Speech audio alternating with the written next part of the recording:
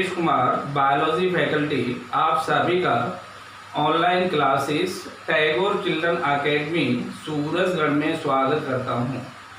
बच्चों, previous video में मैंने आपको वर्टिब्रल कॉलम, जिसे हम कासेरुदंड कहते हैं, तथा स्टर्नम, जिसे हम चेस्ट बोन या ब्रेस्ट बोन कहते हैं, के बारे में बताया था और दोनों के डायग्राम बताए थे। दोनों के डायग्राम बना करके आपको एक्सप्लेन किया गया था। ठीक है, आज का हमारा टॉपिक है उसी में नंबर 4, जिसे हम कह रहे होते हैं रिब्स या पसलियां कह देते हैं या पार्श्वताएं कह देते हैं। ठीक है, देखिए मैंने आपको बताया था कि जो आंतरिक कंकाल होता है दो भागों में बटा होता है, एक तो अक्षीय कंकाल और एक अनुबंधीय कंकाल। अक्षीय कंकाल 4 भागों से मिलकर बनता है। Number 1 skull, number 2 vertebral column, number 3 sternum और नंबर 4 रिब्स। ठीक है, मैंने आपको बताया था स्कल जो 29 बोन्स के साथ बना हुआ था। इसके बाद में वर्टिब्रल कॉलम जो 26 बोन्स से बना हुआ था, और उसके बाद स्टर्नम जो एक चेस्ट बोन के रूम में या ब्रेस्ट बोन के रूम में होता है। ठीक है, आज का अपना टॉपिक है रिब्स या पसलियां। ठीक, इसमें देखिए ये कहा जाता है कि जो पसलियां होती हैं मानव में, ये बक्षीय कशेरुक से संलग्न लगभग 12 जोड़ी होती है, और प्रत्येक जो पसली होती है ये पतली होती है, चपटी होती है, वक्र होती है। इसके पृष्ठ सिरे पर 2 उभार पाए जाते हैं, और वो दोनों जो उभार होते हैं उनमें एक कैपिटुलम तथा दूसरा ट्यूबरकुलम होता है, एक मुंडक होता है, एक गुलिका होती है। इन्हीं उभारों के साथ प्रत्येक पसली बक्षीय कशेरुक से जुड़ जाती है, या हम कह सकते हैं रीढ़ की हड्डी से जुड़ जाती है। और जो इसका अधर वाला भाग होता है, जो उपास्थि होता है, काचा उपास्थि या परसुका उपास्थि से बना होता है, ये कहाँ पर जुड़ जाता है? स्टर्नम से जुड़ जाता है। इसलिए प्रथम 7 जोड़ी जो पसलियां होती हैं वो वास्तविक पसलियां कहलाती हैं। इसके बाद में जो 8वीं, 9वीं और 10वीं जोड़ी पसलियां होती हैं, ये पसलियां पहले उपास्थि से आपस में जुड़कर और तब 7वीं पसली के साथ जुड़ती हैं। इनको हम कौन सी पसलियां कह रहे होते हैं? फाल्स, कूट का मतलब है अवास्तविक। ठीक है ना। इसके पश्चात 11वीं और 12वीं जोड़ी जो पसली होती हैं वो उरोस्थि से नहीं जुड़ती या आपस में भी पसलियों से नहीं जुड़ती हैं। इस प्रकार से लगभग कितनी जोड़ी पसलियां हो जाती हैं? 12 जोड़ी। प्रथम 10 जोड़ी पसलियों के अधर भाग उपास्थल होने के कारण इन्हें कशेरुक उपास्थल परशुकाएं भी कह देते हैं। बक्षीय जो पसलियां होती हैं ये वक्ष गुहा के पार्श्व भागों को सुरक्षित रखती हैं, उनको आलंबन या सपोर्ट दे रही होती हैं। बक्षीय जो पसलियां हैं ये प्लस रीढ़ की हड्डी प्लस स्टर्नम, ये सब मिलकर के एक रिब केज या थोरेसिक बास्केट बनाते हैं, जिसमें हमारे सॉफ्ट ऑर्गन, लीवर का वो क्या नाम है आपका, लंग्स का नाम ले सकते हो, श्वसन नली का नाम ले सकते हो, बड़ी रुधिर वाहिनियों का नाम ले सकते हो, हार्ट का नाम ले सकते हो। इनको घेरे रहती हैं, अर्थात परसुका पंजर इनको चारों तरफ से सुरक्षित रखता है या सुरक्षा देता है। ठीक है ना। तो इसमें देखिए सबसे पहले हम चाहें तो क्या कहें, मानव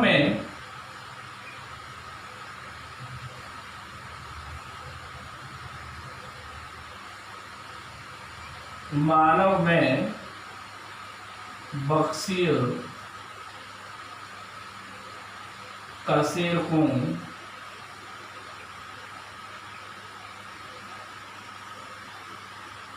से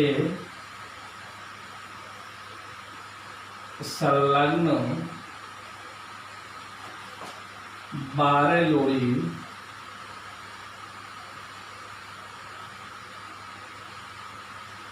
परशुकाएं या पसलियां पाई जाती हैं। परशुकाएं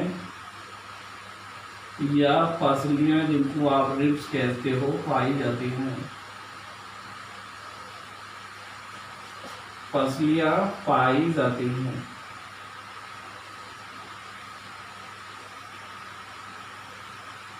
ठीक है। अब देखिए कहा जाता है प्रत्येक जो पसली है, प्रत्येक पसली पतली, चपटी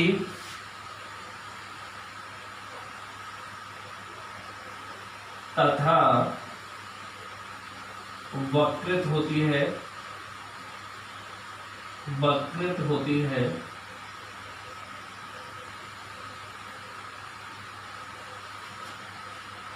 प्रत्येक पसली के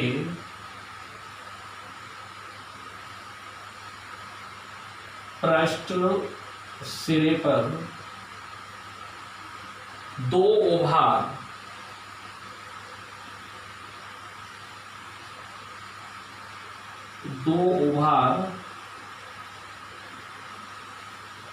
पाए जाते हैं।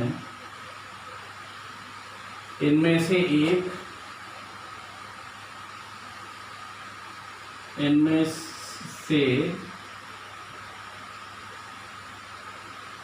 एक मुंडक तथा दूसरा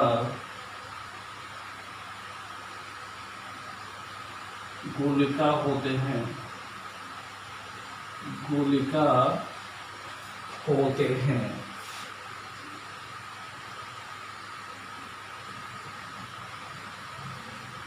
ठीक है। इन्हीं उभारों की सहायता से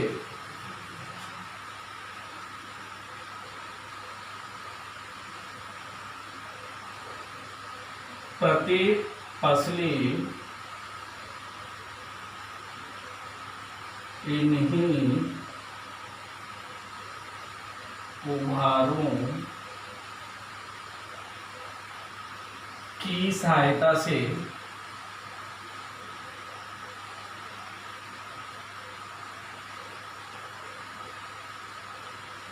ठीक है ना, संबंधित वक्षीय कशेरुक से संबंधित वक्षीय कशेरुक से जुड़ी रहती हैं,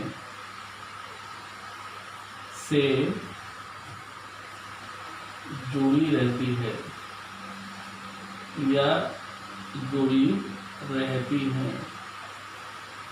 ठीक है ना। प्रत्येक जो पसली होती है वो किससे जुड़ी जाती है? कशेरुकदंड से। किसके द्वारा? मुंडक और गुलिका के द्वारा जुड़ी जाती है। ठीक है ना। अब देखिए आगे क्या बताया जा रहा होता है। प्रथम 7 जोड़ी पसलियां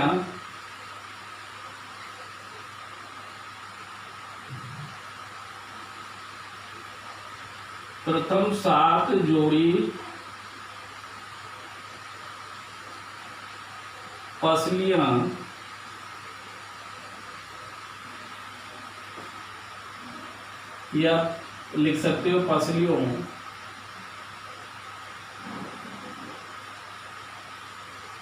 प्रथम 7 जोड़ी पसलियां अधर भाग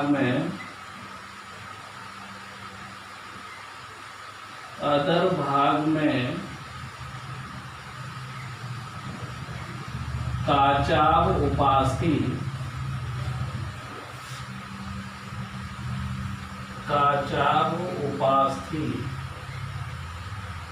कोमा परसुका उपास्थि के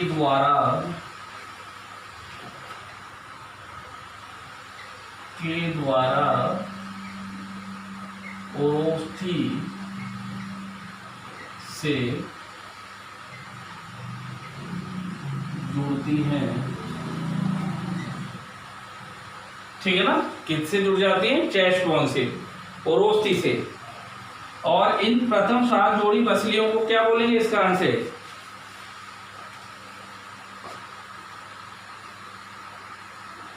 इस कारण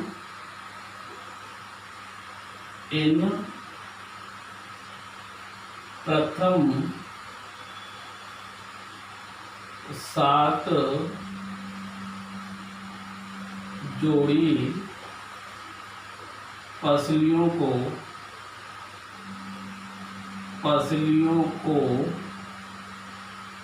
सत्य पसलियां या वास्तविक पसलियां, ट्रू रिब्स,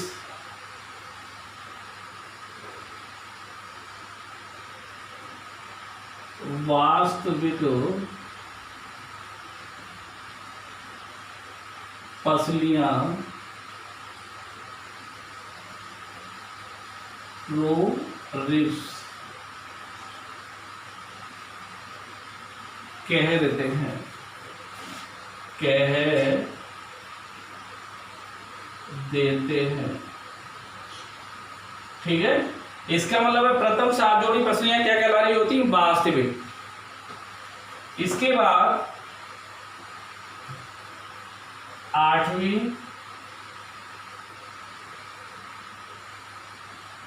9वीं तथा 10वीं पसलियां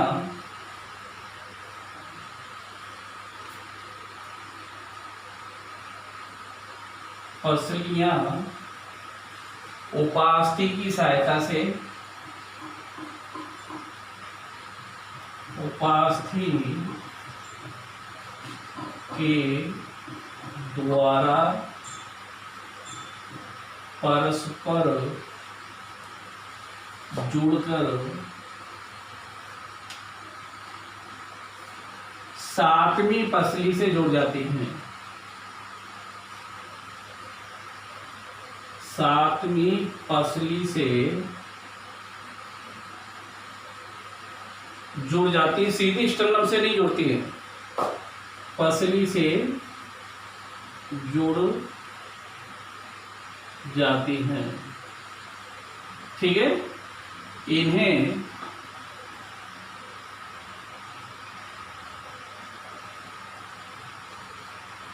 कूट पसलियां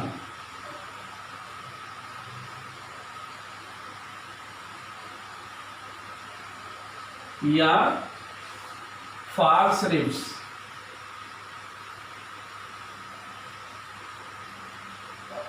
कूट पसलियां या फॉल्स रिब कहते हैं। ठीक है ना, कौन सी रिब्स कह सकते हैं? फॉल्स। अब इस प्रकार से प्रथम 10 जोड़ी हो गई ना। इस प्रकार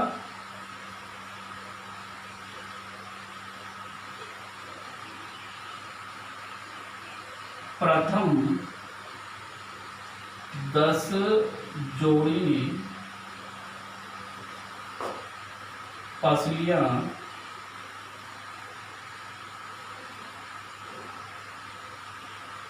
उपास्थि होने के कारण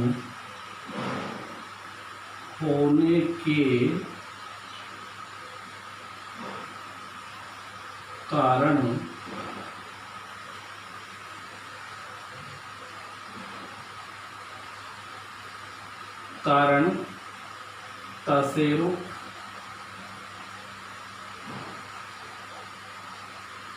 उपास्थि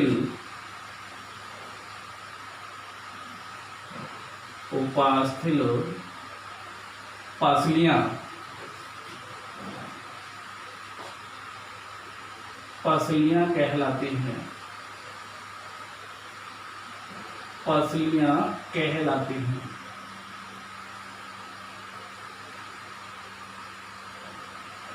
ठीक है ना, कैसी होने के कारण? उपास्थि होने के कारण क्या कहला रही होती है? ये वर्टिब्रो कार्टिलेज रिब्स। ठीक, अब कौन सी जोड़ी बच गई? 11वीं और 12वीं जोड़ी मछलियां।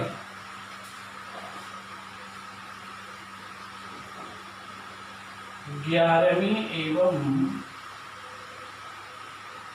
12वीं जोड़ी पसलियां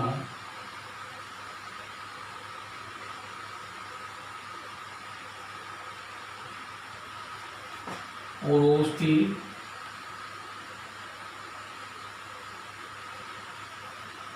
या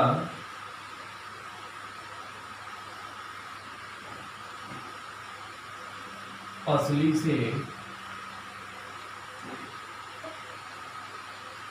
नहीं जुड़ती हैं, इन्हें मुक्त पसलियां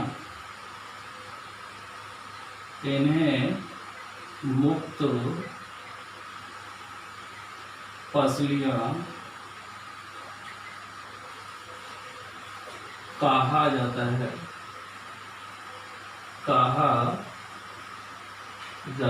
मुक्त का मतलब होता है फ्लोटिंग रीड्स, ठीक है ना। अब देखिए आगे हम कह रहे होते हैं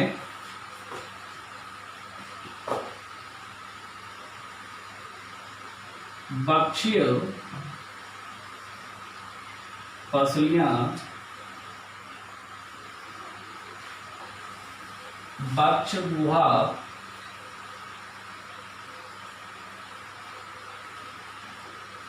बक्षीय पसलियां पार्श्व में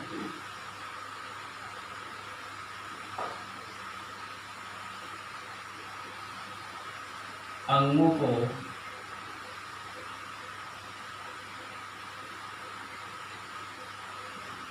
सुरक्षा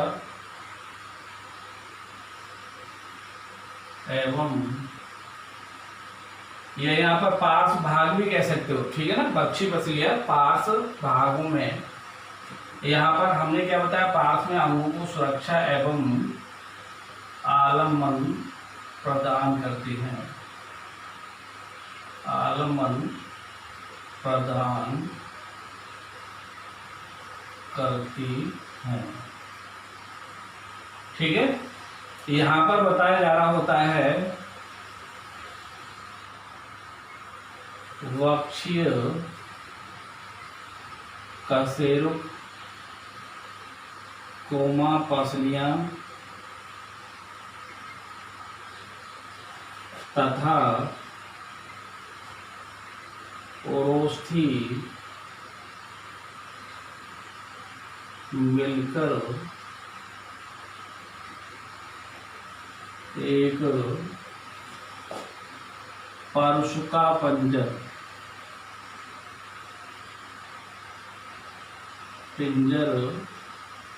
इसको कह रहे होते हैं रिब केस या वक्षीय टोकरी, इसको या तो रिब केस कह दीजिए, रिब केस, या फिर दूसरा नाम दे दीजिए थोरेसिक वास्कुलेट, थोरेसिक वास्कुलेट, ठीक है ना। क्या कह देंगे, ये परशुका पिंजर या वक्षी टोकरी बनाती हैं जो हृदय, हार्ट, कोमा, बड़ी रक्त वाहिनी, कोमा, फेफड़े तथा श्वास नली को सुरक्षा देते हैं, ठीक है, या देती है, सुरक्षा देती है, ठीक है। अर्थात यह इन अंगों को, यह मीन्स थोरेसिक वास्कुलेट, इन अंगों को चारों तरफ से घेरे रहती है, ठीक है ना। इसको हम कह रहे होते हैं क्या, रिब्स, अब देखिए इस रिब्स को अगर हम देखें तो ये रिब्स इस तरह से बना होता है।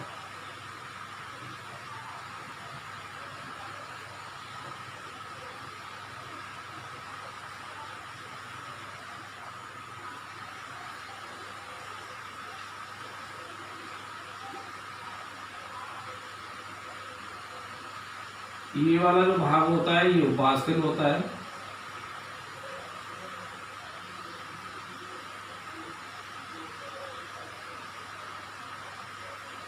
इसमें ये यहाँ पर दो शीशी होगी, एक बड़ा जिसको मुंडक कहेंगे और एक छोटा जिसको गोलका कह देंगे। ये वाला जो भाग होता है ये कशेरुक भाग होता है, कशेरुक भाग। और ये होता है उपास्थल या उरोस्थल पार्ट या कॉस्टल पार्ट भी कह सकते हो उसको, उपास्थल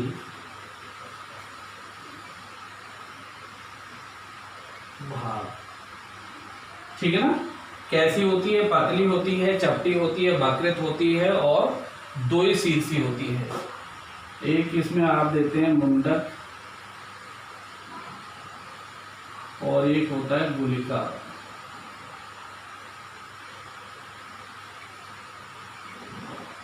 ठीक। अब देखिए इसके पश्चात आगे आता है दूसरा जो हमारा उपांगीय कंकाल था।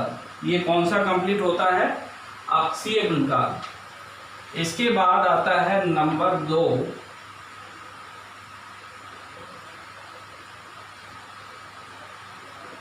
उपांगीय कंकाल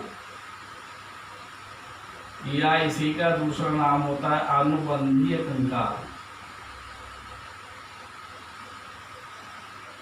अनुबंधीय कंकाल, अपेंडिकुलर स्केलेटन कह रहे होते हैं इसको। ठीक है ना। अब देखिए इस कंकाल का निर्माण कौन कौन भाग कर रहे होते हैं? कौन कौन करेंगे इसका?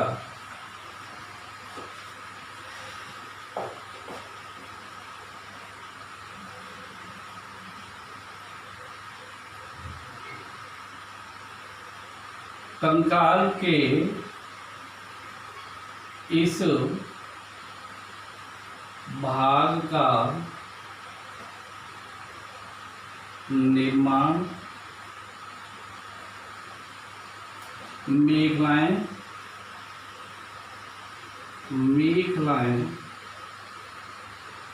तथा अग्रपाद व पश्चपाद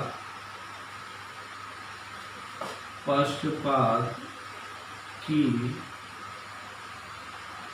अस्थियों द्वारा होता है। ठीक है ना।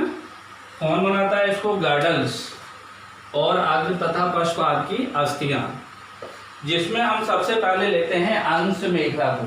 किसको? अंश मेखला को, जिसको पैक्टोरल गार्डल भी कह देते हैं।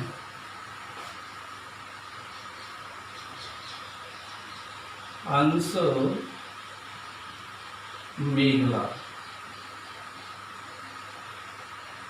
इसको कहा जाता है पैक्टोरल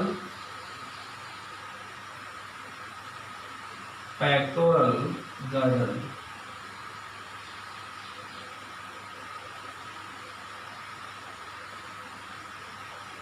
ठीक है ना।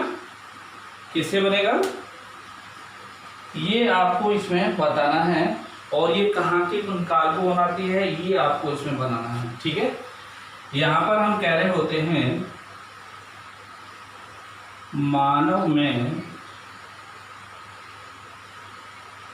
अंश मेखला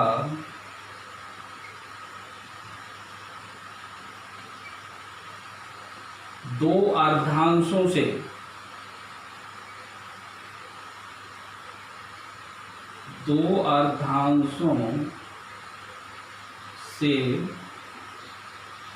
मिलकर बनी होती है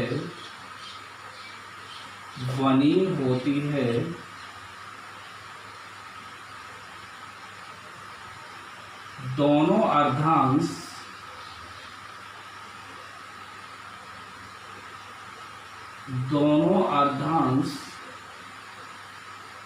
पृथक होते हैं।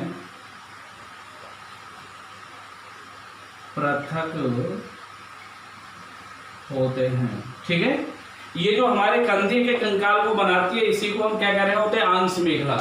कितने अर्धांशों से मिलकर बनी हुई है, 2 अर्धांश, और ये दोनों अर्धांश अलग अलग हैं, इसलिए यहाँ पर कहा जाता है कि ये 2 हाफ से मिलकर बनती है, दोनों हाफ पृथक होते हैं। ठीक है ना, क्लियर हो गया। यह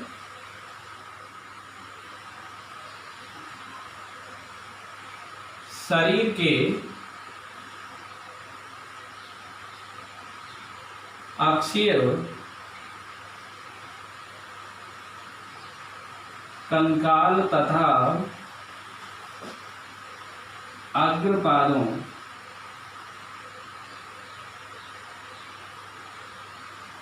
के मध्य या अग्रपादों की अस्थियों के मध्य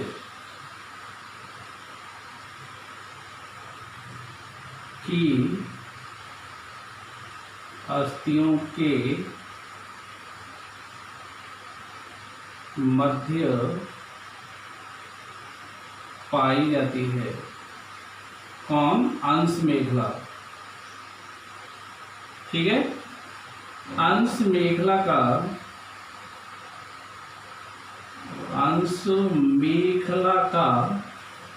प्रत्येक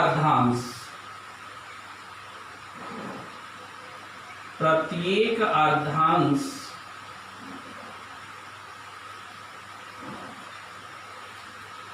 जत्रुक, जिसको कह रहे होते क्लेविकल, जत्रुक तथा अंश फलक, इसको कह रहे होते हैं स्कैपुला, अस्थियों से मिलकर बना होता है। अस्थियों से मिलकर बना होता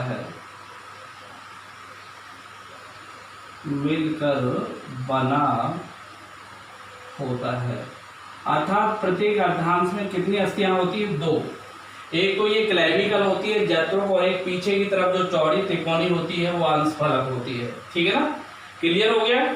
अब देखिए इसमें हम कह रहे होते हैं अंश फलक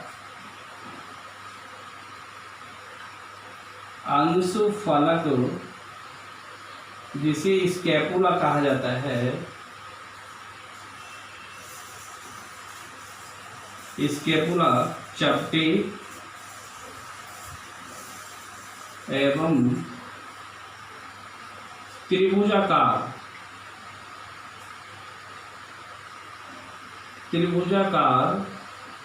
अस्थि होती है।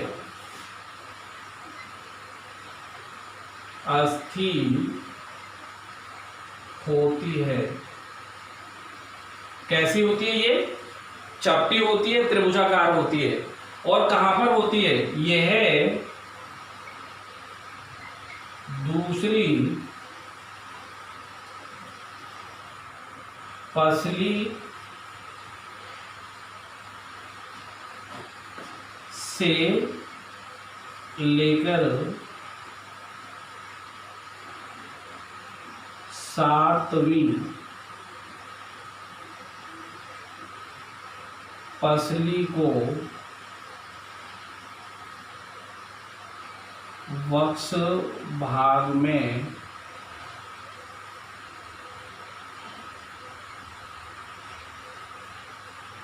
पृष्ठ से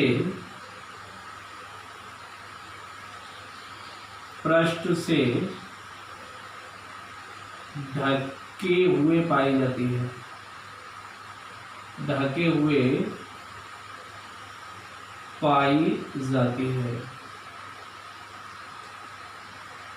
इसका मतलब है कि दूसरी पसली से लेकर के 7वीं पसली को वक्ष वाले भाग में कहां से ढकती है? पृष्ठ वाले भाग से, पृष्ठ से ढके हुए पाई जाती है। कैसी होती है? चपटी और तिकोनी। ठीक है ना, क्लियर हो गया। अब देखिए आगे हम यहां पर बता रहे होते हैं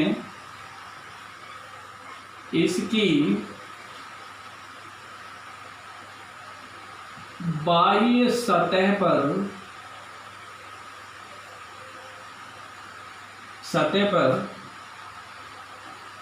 उभार के रूप में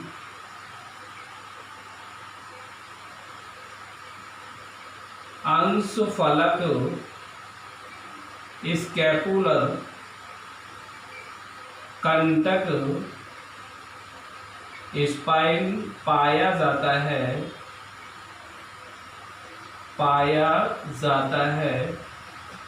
जिसके एक उभार को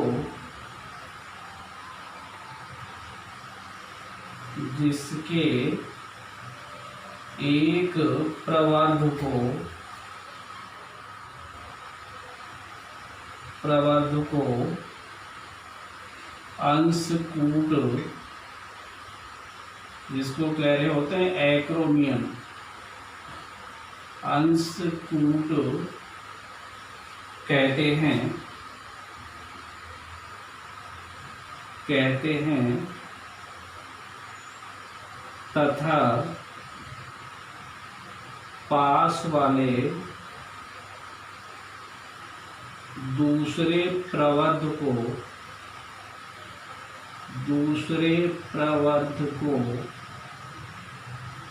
अंशतुंड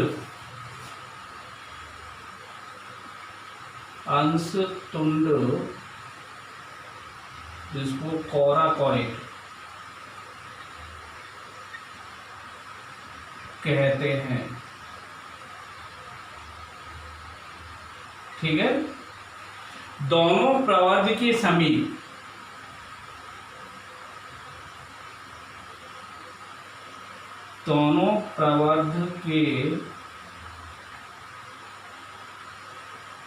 समीप एक गड्ढा, एक चिकना गर्त पाया जाता है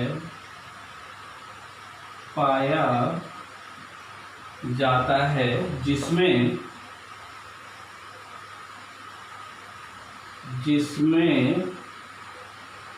अग्रपाद की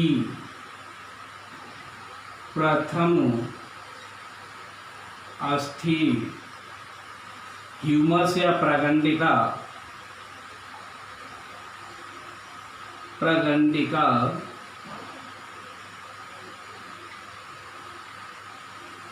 जिसको ह्यूमस कहते हैं, ह्यूमस का सिर जुड़ा रहता है, सिर जुड़ा रहता है तथा स्कंद संधि बनाता है। स्कंद संधि बनाता है। इसे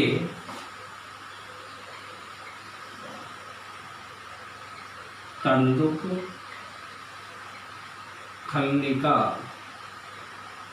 बॉल एंड सॉकेट संधि भी कहते हैं,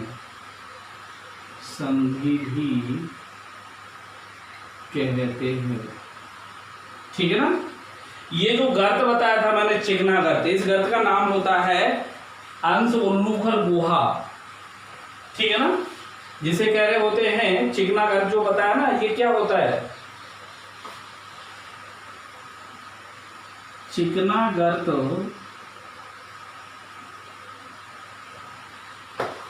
ग्लिनोइड कैविटी, अंश उल्लूखल गुहा, उल्लूखल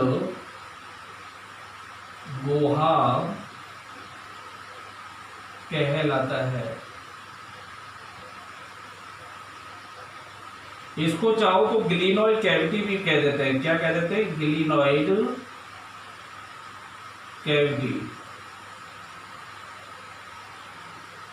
ठीक है। अब देखिए दूसरी अस्थि जो मैंने बताई थी जत्रु, वो कैसी होती है? पतली होती है। जत्रुक अस्थि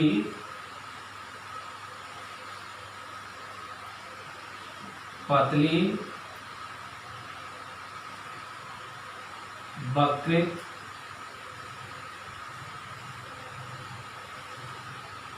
तथा वक्रित और क्षणरूपी तथा विकसित होती है, विकसित होती है, जिसे कॉलर बोन भी कह देते हैं, जिसे कॉलर बोन भी कहते हैं।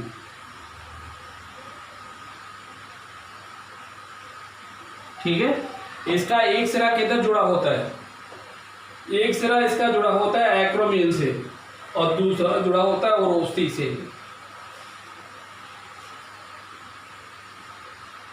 इसका एक सिरा एक्रोमियन से तथा दूसरा सिरा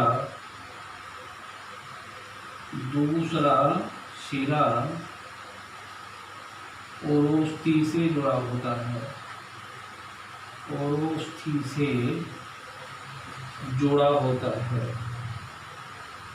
से जुड़ा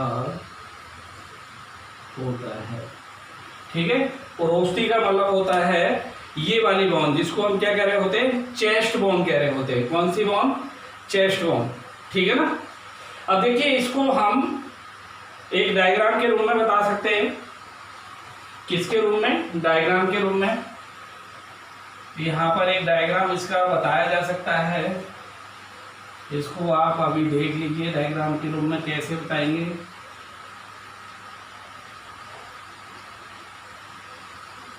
देखिए इसमें मैंने बताया था आपको इस तरह से, एक तो ये क्या होता है? चिकना गड्ढा होता है इस तरह से।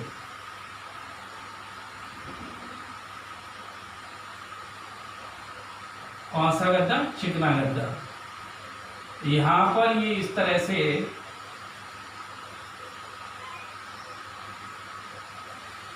ये तिकोने आकार की अस्थि बिल्कुल अपनी पीठ पे बैक में दिखाई दे रही है ना, इसको हम कह रहे होते हैं स्कैपुला, या इसका दूसरा नाम दिया था मैंने अंश फलक, जो चपटी होती है और बड़े आकार की होती है। यहां से देखिए ये एक्रोमियन प्रोसेस से क्या लगा होता है? जत्रुक अस्थि। कौन सी अस्थि? जत्रुक।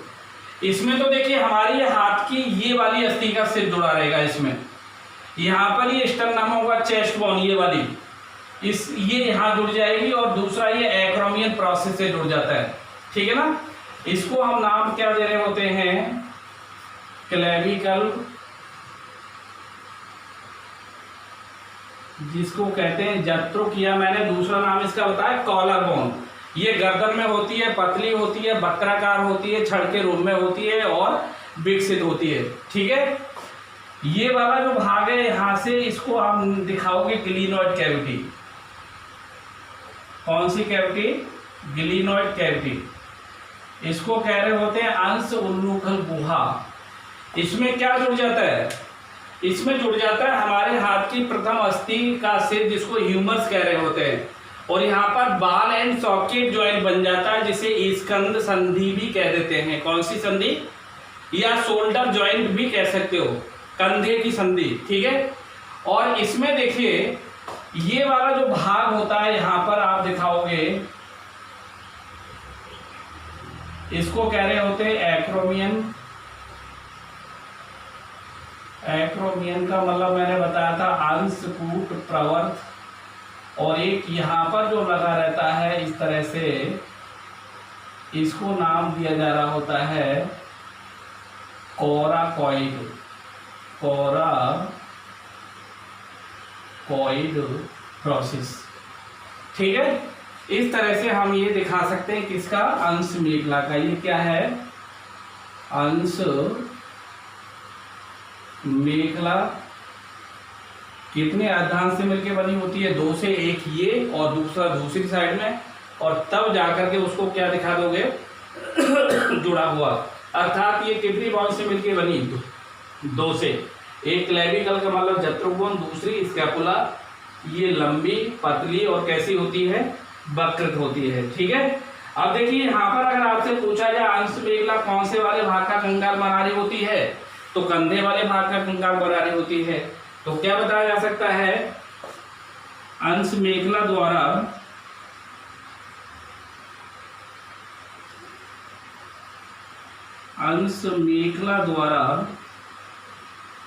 कंधे वाले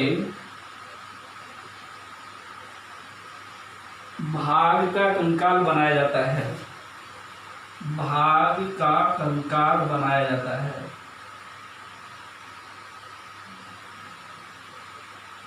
कंकाल बनाया जाता है। ठीक है, अब इससे कौन सा वाला भाग जुड़ जाता है, अग्रभाग, ये अग्रभाग की प्रथम हड्डी, द्वितीय, और ये रिस्ट बोन और ये फाइलेंजिक्स। ऐसे ही ये श्रोणि मेखला होगी, इससे क्या होगा, पक्षपाद जुड़ जाएंगे। ठीक, तो ये डायग्राम किसका है, अंश मेखला का। क्लियर हो गया, ओके।